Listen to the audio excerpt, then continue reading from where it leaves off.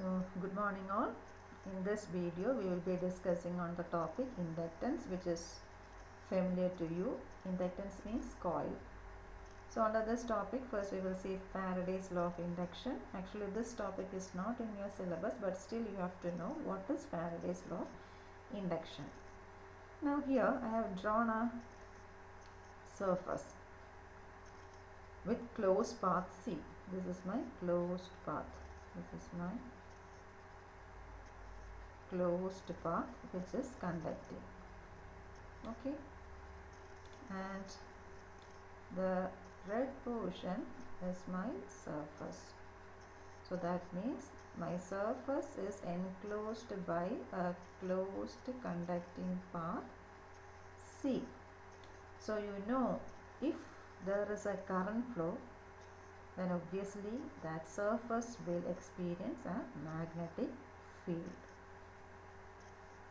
And if there is no current flow, then there will be no magnetic field. And magnetic field is mainly due to the presence of magnetic flux phi. And the total magnetic flux phi is given by surface integral of B ds. Here you can see two integration. Actually, this two integration is just to show that it is surface integral. If you put for a three integral sign, then it is volume integral, and if you put one integral sign, then it is line integral. And if you put a single integral sign and write it as S, here S, then it means it is surface integral. Similarly, you can put a single integral and write here V, then it means it is a volume integral. You can choose according to your convenience. The representation you can choose according to your convenience. Okay. So here, if phi is constant, then d phi by dt is equal to 0, then there will be no current. Okay, that is, if there is no current, there will be no change in flux. But if there is current, there will be change in flux. And you have studied that if there is change in flux, then that surface will experience an EMF, which is given by the formula E is equal to minus d phi by dt. This is the formula, minus d phi by dt. And this is your Faraday's law of induction. Next topic that you have to, next point which you have to keep in mind is self-induction and inductance and mutual inductance. Self-inductance L is given by lambda by I, where lambda is a flux linkage, which is given by the formula phi n, where phi is a total flux and n is a total number of turns of in the coil. Okay, and which you can again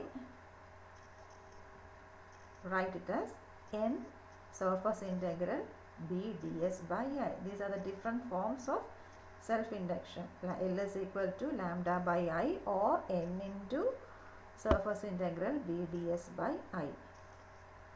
Similarly, mutual induction also you know, that is, if current is flowing in one coil, due to the current flowing in this coil, what happens?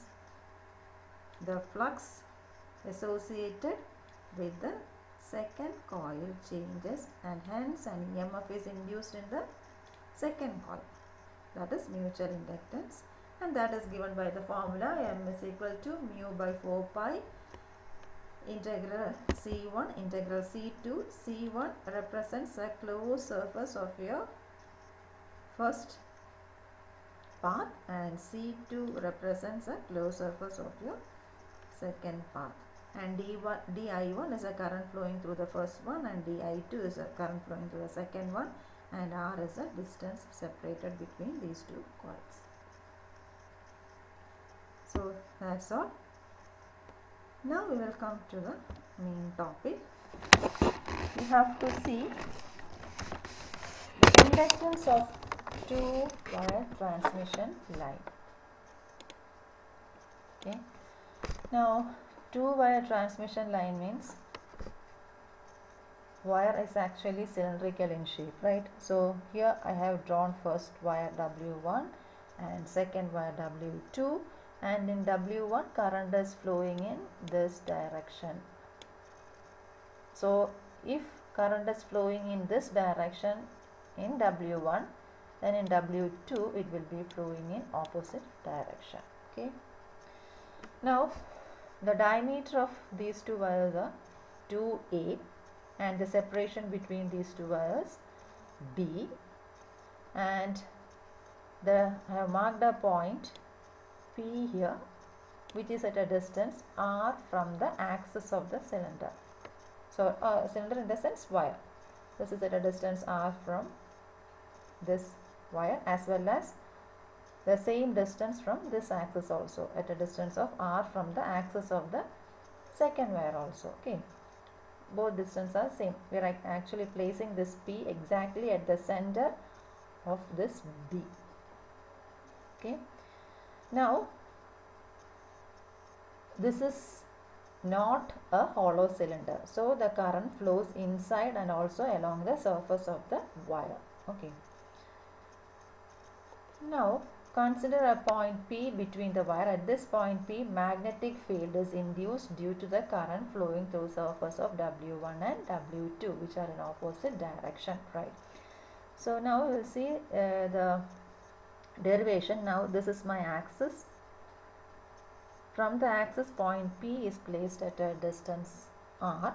So now I am going to write the derivation. I can write integral B dot dl, okay, that is equal to what?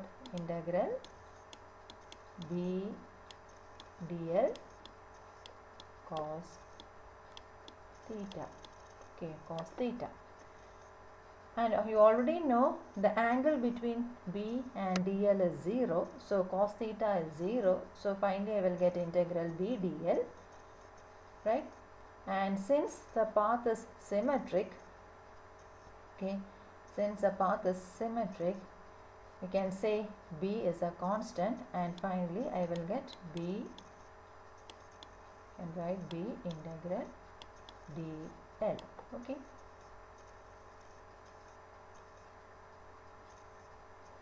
So now, since the current is flowing through the cylinder, this point P will experience a magnetic field in the form of concentric circles, right? The form of concentric circle. So in this expression now I can write what is dl. dl is the total circumference of this circle, which is equal to 2 pi small r. So I can write, so the final expression is B into 2 pi r. Okay. Now I can use Ampere's law. According to Ampere's law, what is integral B dot dl? That is equal to mu 0 I. Okay, that is equal to mu 0 I. So now I can compare this equation and this equation, and from that I will get mu 0 I is equal to 2 pi r. From that I can write B is equal to mu 0 I by 2 pi r. And this equation is familiar to you. This is same as that of the case of hollow cylinder for a point placed outside the cylinder. We got the same expression here also. Even though the cylinder is not hollow, the expression is same in the case of hollow cylinder, where a point is placed outside the cylinder. Okay. Now, if we are placing a small strip at point P of length L, okay, now at that point P, here you can see I am placing a small strip, this small strip, okay, placing the small strip whose length is L and radius is dr. Okay. Now I can write the flux is given by d phi is equal to surface integral of B ds. Okay. phi is equal to surface integral of B ds. And since we are taking a small strip, I am writing here it as d phi. D phi is equal to surface integral of B log ds. Then what is ds? So here you have the length and the radius of that small strip. So if you multiply this dr and L, you will get the ds. Okay, ds. So I am writing that is equal to B into L dr. B, already we have B is equal to mu 0 I by 2 pi r, that I am substituting here, then L dr. So this is d phi, that is the flux linked with this small element which is placed at point P. Now we were considering the effect of magnetic field due to this wire only, W1. I told earlier that similarly a magnetic flux will be produced at point P due to W2 also. Okay. So if you have to find the total flux linkage, which is lambda, that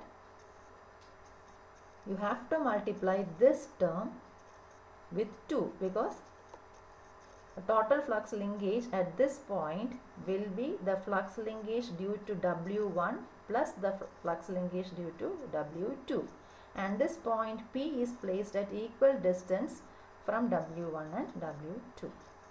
So the total flux linkage lambda is equal to 2 into integral of mu 0 I 2 pi r L dr. And the limit of integral will be from D to A. D is the separation between these two cylinders and A will be the radius of the cylinder, because we are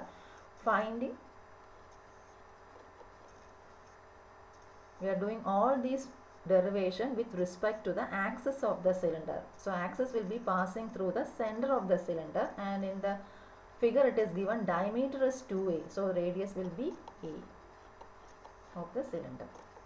So now simply integration, I am taking 2 mu 0 I L by 2 pi outside, and finally I will get integral A to D 1 by r dr, and you know what is 1 by r, it is log of, then you apply the limit, finally you will get mu 0 I L by pi log of D by A. That is your lambda. Okay. Now we know self-inductance L is equal to lambda by I. So I will divide this expression by I. So I will get cancelled. So finally L is equal to mu 0 L by pi log of D by A, that much of Henry. Okay. Now capital L by small l. This capital L represents a self-inductance. Okay. Capital L by small l will give you mu 0 by pi log of D by A, that much Henry per meter, because here you are taking self-inductance per unit length. So the unit will be Henry per meter. And finally I am substituting the value of mu 0 in this expression, and finally I will get L by L, that is self-inductance per unit length, is equal to 0.4 log D by A, that much micro Henry per meter. Okay. And that's all in this derivation. And next you have to see the inductance of a coaxial cable or a cylindrical cable. If it is said to find out the inductance or capacitance of a coaxial or a cylindrical cable, both are the same. Okay. And this topic is given as self-study, and this is expression for inductance. L is equal to mu L by 2 pi log of B by A, or self-inductance per unit length is given by mu by 2 pi log B by A Henry per meter. That you can do as self-study. And that's all. Thank you.